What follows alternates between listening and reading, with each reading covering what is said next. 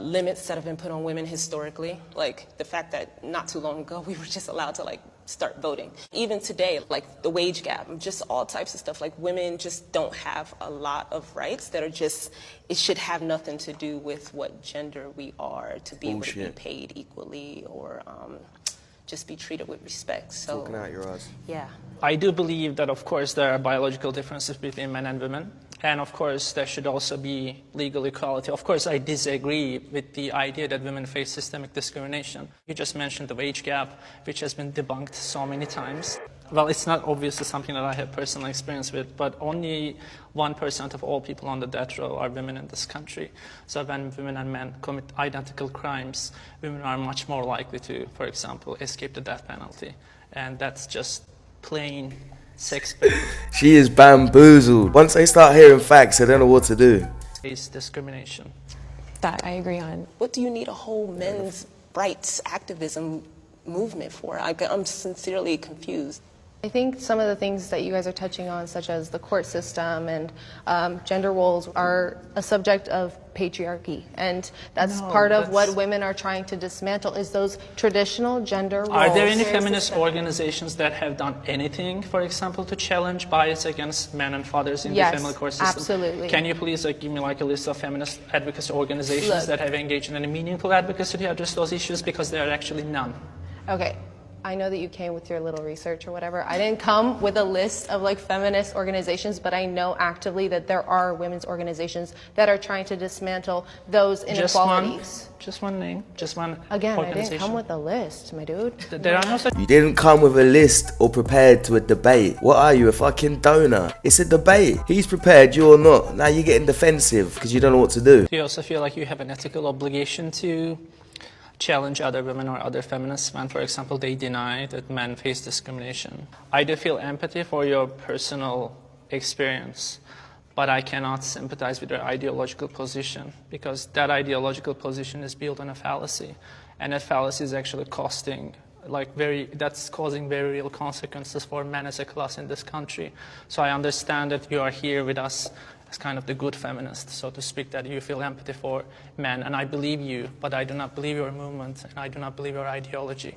Man, shout out to Curse out, dropping bombs, dropping facts. He didn't get aggressive, didn't get confrontational, he just told him how it was. The girl in the black top, she was listening, she seemed open-minded. The other woman did what I've seen a lot of other women do, and that's just not accept facts.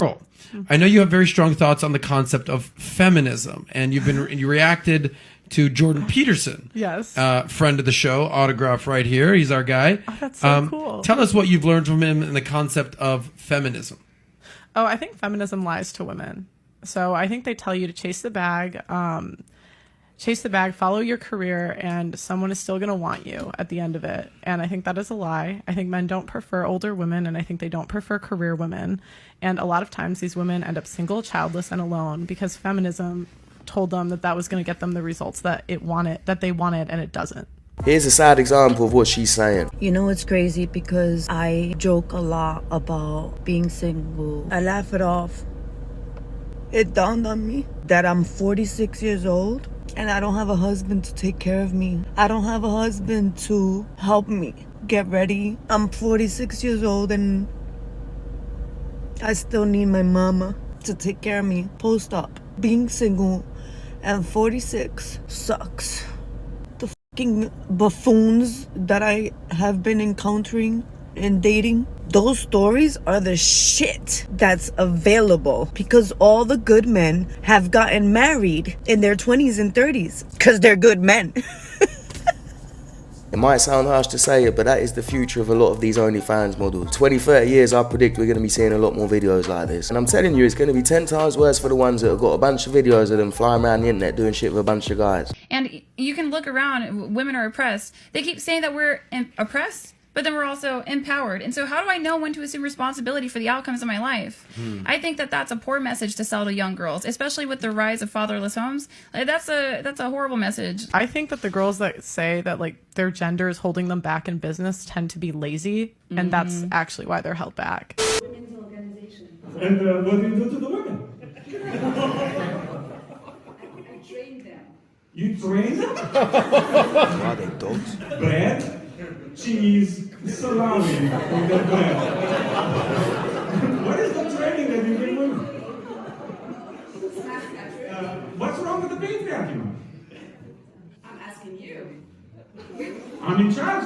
They're fucking obsessed with the patriarchy. And is that your partner over there? Yeah. Okay, cool. You need a man still.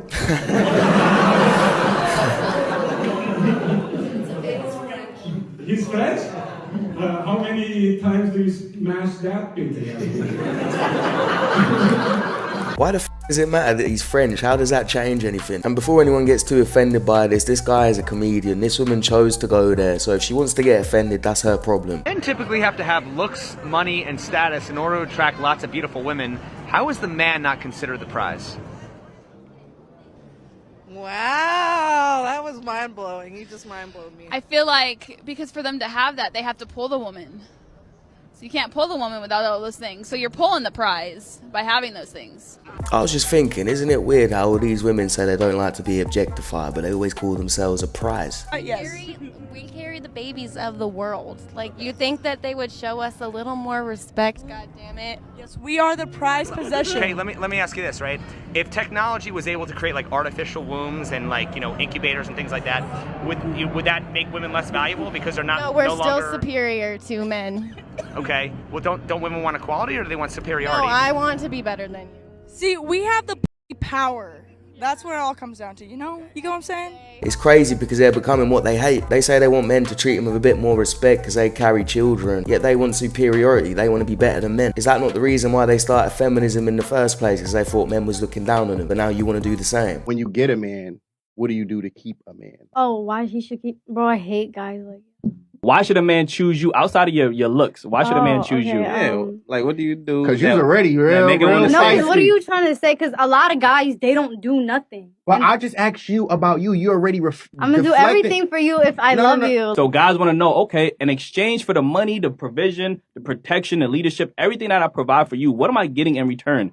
And y'all can never answer the question. Most answer like you. You get triggered and defensive, and instead you probably gonna say I am the table. If you're not doing nothing from you, if you're not doing nothing for me. Still not saying what you're doing. If you're not doing nothing for me, if I do, I'm gonna do everything for you. Like, so he got to do. He got to do. Is gonna get done for you. We don't know what that means. I keep saying this to women. Exactly. Well, that's on you. You got to get to know me then. No, I wouldn't. I wouldn't waste a minute with you. How do I know what you're gonna do for me then? Like what? As a man, I'm coming to you trying to communicate. Ask you like what other than prettiness do you have? And you're like, what are you giving me? No, this is what I'm saying. I'm saying a lot of guys that say that don't be having nothing. Like you're not doing nothing. We just talking having a conversation right now. Yeah, we just talking about you. Like, if I ask you that, but besides prettiness, what else can you offer me?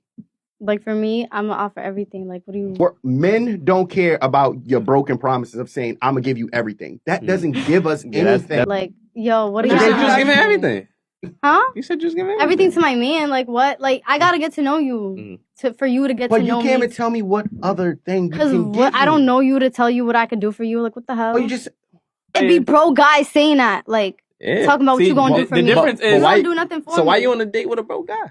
Damn, I'm dumb.